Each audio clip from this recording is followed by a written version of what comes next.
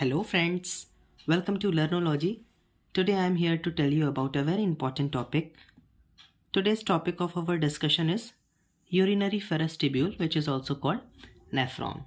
As you all know, nephron is the functional unit of kidney. This is a continuation part, means part 2.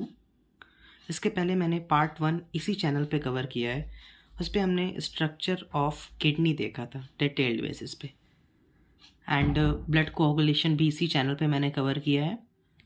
Mechanism of circulation in heart, structure and functional basis, blood groups, ये सारे topics मैंने इसी channel पे cover किए हैं. इन सारे topics का video आपको टेलीग्राम चैनल पे मिल जाएगा. टेलीग्राम चैनल का लिंक डिस्क्रिप्शन बॉक्स में. Okay, so let's get started with the lecture guys. As you all know, water purifiers का नाम तो सबने सुना होगा. वाटर प्यूरीफायर्स का काम क्या होता है? वाटर को प्यूरीफाई करने का काम करते हैं वाटर प्यूरीफायर्स. वाटर प्यूरीफायर्स में कुछ फिल्ट्रेशन यूनिट्स लगी रहती हैं, उसी की हेल्प से वाटर प्यूरीफाई होता है और वाटर फिल्टर्ड होके हम सबको मिलता है. As same as that, our kidney work as in our kidney there are some filtration units. These nephrons are the filtration units. इसी nephrons को हम filtration units बोलते हैं.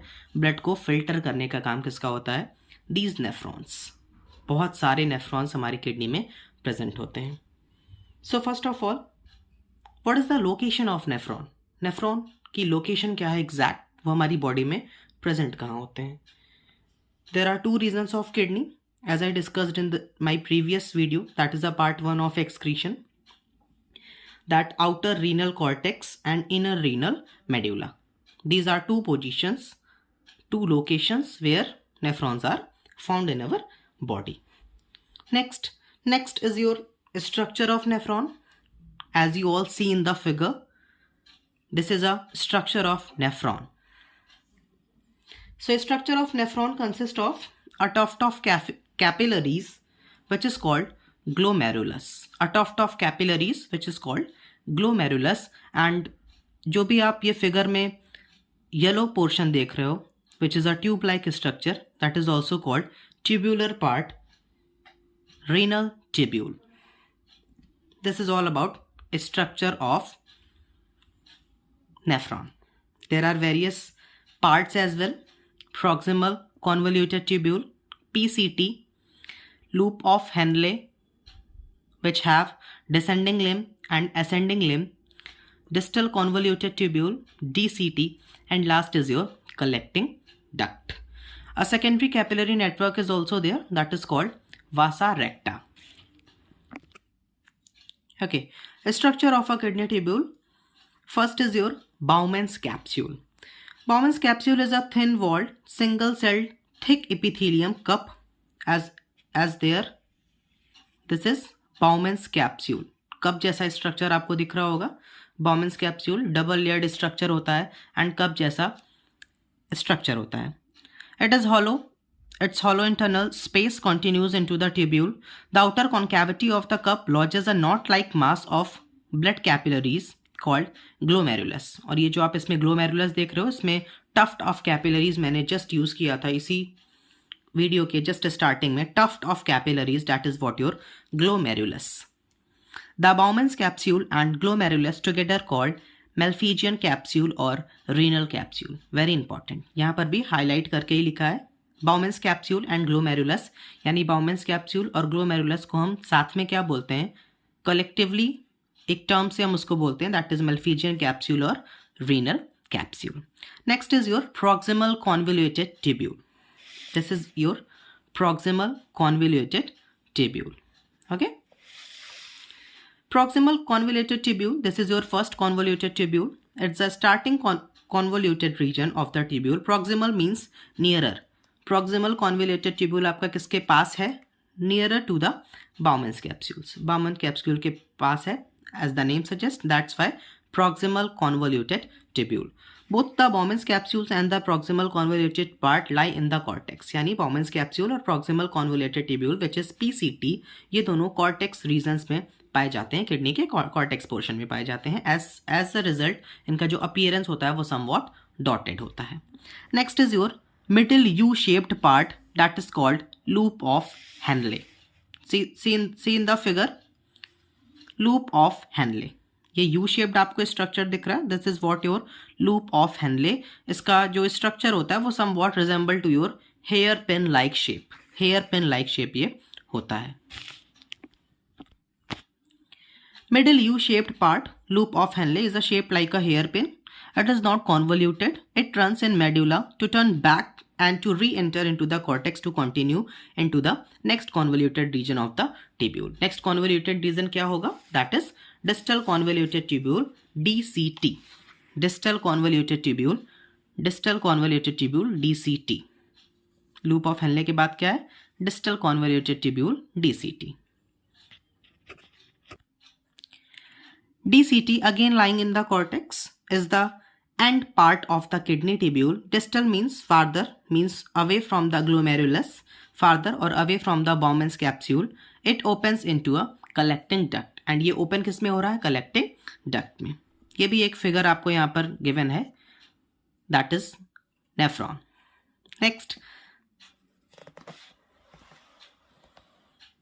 the collecting duct receive the contents of many kidney tubules and pours in it as urine in the pelvis of the kidney. Henle loops and collecting ducts lies in the medulla. यानी Henle loop और collecting duct medulla में present होता है, giving it a striped appearance in a sectional view. Uriniferous tubule, that is also called nephron. Total number of nephron in both kidneys approximately 2 million, यानी एक kidney में 1 million nephron present होते हैं. Each single tubule 4 to 5 centimetre long. Total length of all tubules together more than 60 kilometre. Blood flowing through kidneys per minute 1 litre. Glomerular filtrate produced in 24 hours that is 160 litre. Urine produced from glomerular filtrate after reabsorption per day that is 1.2 litre. Next is your blood supply to the kidney tubules. Kidney tubules को blood supply कैसे होती है? This is very important. A pair of renal arteries branch off from the dorsal aorta to enter the respective kidneys. यानी renal arteries का जो एक पूरा pair present होता है वो क्या करता है? ब्रांच ऑफ हो जाता है डॉर्सल एओर्टा से और एंटर किस में करता है? अलग अलग किडनी में. Each renal artery branches and rebranches. Renal artery में भी फर्दर ब्रांचिंग आप देखोगे several times to give rise to arterioles. वो भी फिर फर्दर आर्टेरियोल्स में कन्वर्जन उनका होता है. These arterioles are shown in the figure. This is afferent arteriole which is a wide from renal artery. Next efferent arteriole which is narrow. इसकी size काफी wide है इसका साइज एंड ये थोड़ा सा नैरो है. Afferent means to bring to, यानी afferent arteriole क्या कर रहा है? बॉमेंस कैप्सूल में ब्लड को ला रहा है. This afferent arteriole breaks into number of capillaries which forms a knot-like mass that is called glomerulus, as I previously told, closely fitting inside the Bowman's capsule. And glomerulus किसमें closely fit हो जाता है? cup-like shape, that is Bowman's capsule. The reuniting capillaries of the glomerulus from the efferent arteriole, efferent to carry away, size में भी वो काफ़ी पतली थी as comparison to afferent.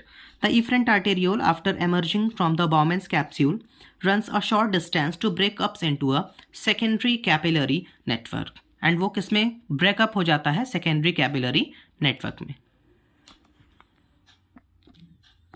This is what your secondary capillary network, which is also called vasa recta. Secondary capillary network, which is called vasa recta, which surrounds the renal tubule and rejoins to form a vein. That is what vein? It is written renal vein. Uniting again and again with other veins of the kidney, it ultimately forms a renal vein which leaves the kidney at the median surface to pour the blood into the posterior vena cava. Next and very important topic, function of the kidney, that is formation of urine or production of urine. The production of urine occurs in 3 major steps, यानी urine का जो production होता है वो 3 major steps में होता है. First is your ultrafiltration, second is your reabsorption, third is tubular secretion. Sequence is very important. Ultrafiltration, reabsorption and tubular secretion. As the name suggests, ultrafiltration, नाम से ही क्लियर हो रहा है कि जो फिल्ट्रेशन होगा वो अल्ट्रा लेवल पे होगा. The blood flows through the glomerulus under great pressure, बहुत ज़्यादा प्रेशर से ब्लड फ्लो होता है ग्लोमेरुलस में, which is much greater than in the capillaries elsewhere. Capillary से काफ़ी ज़्यादा प्रेशर कहाँ पर प्रेजेंट होता है? ग्लोमेरुलस में. The reason for this greater pressure is that of efferent outgoing arteriole is narrower. यही रीज़न है कि जो इफरेंट आर्टेरियोल होती है वो काफ़ी पतली होती है, एंड जो आने वाली ब्लड को लाने वाली कैपिलरी आर्टेरियोल होता है वो क्या होता है? काफ़ी वाइड होता है. Hydrostatic pressure is also there. This high pressure which is called hydrostatic pressure causes the liquid part of the blood to filter out, यानी लिक्विड पार्ट ब्लड का फिल्टर आउट हो जाता है यहीं पर from the glomerulus into the renal tubule. This filtration under extra ordinary force is called ultra filtration. इसी filtration को एक एक्स्ट्रा ऑर्डिनरी फोर्स जब लगता है that is what called ultra filtration. During ultra filtration almost all the liquid part of the blood comes out of the glomerulus and passes into the funnel shaped cavity of the Bowman's capsule. The fluid entering the renal tubule is called glomerular filtrate. यानी fluid जो enter करेगा renal tubule में glomerulus के बाद, उस filtrate को हम क्या बोलेंगे? Glomerular filtrate. The glomerular filtrate consist of water. अब ग्लोमेरुलर फिल्ट्रेट में होगा क्या? वाटर होगा, यूरिया होगा, सॉल्ट्स होगा, ग्लूकोज होगा एंड अदर प्लाज्मा सॉल्यूट्स, और भी कुछ अदर प्लाज्मा सॉल्यूट्स भी होंगे. The thicker part of the blood left behind in the glomerulus after ultrafiltration, namely the three kinds of corpuscles, protein and other large molecules are carried forward through the efferent arteriole. और बाकी के जो larger molecules होंगे वो efferent arteriole से carry out होंगे.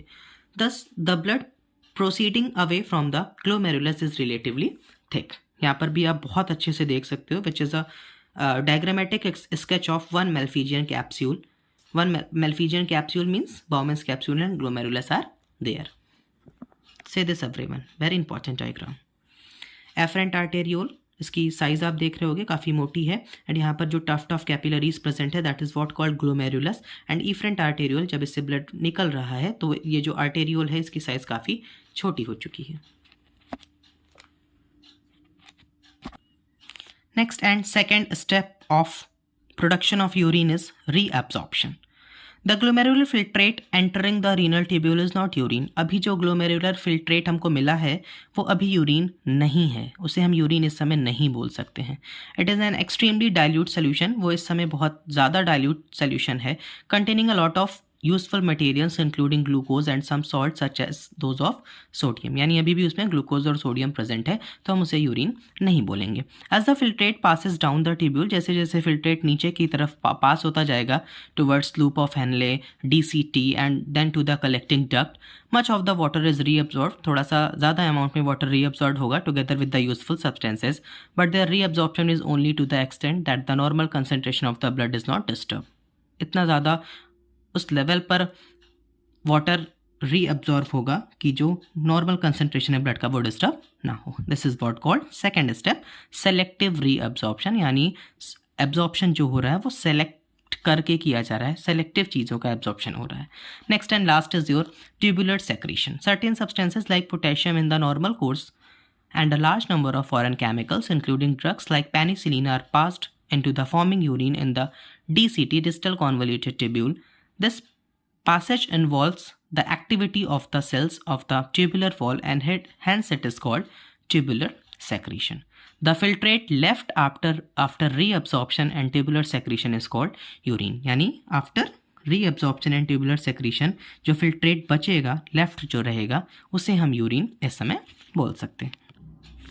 In PCT, proximal convoluted tubule, there is a reabsorption of water, nutrients and some electrolytes from glomerular filtrate.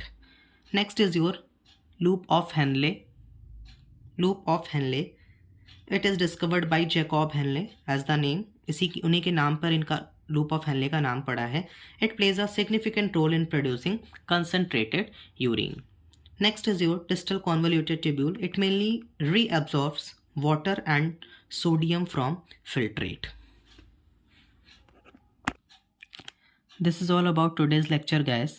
In case आपको कोई भी doubt हो, you are free to ask in the comment section. And please join the Telegram channel. वहाँ पर Telegram channel पे सारे links available हैं। अगर आप एक बार टेलीग्राम चैनल ज्वाइन कर रहे हैं तो आपको सारे लिंक्स मिल जाएंगे। And please do subscribe the channel, like, share and subscribe. Thank you.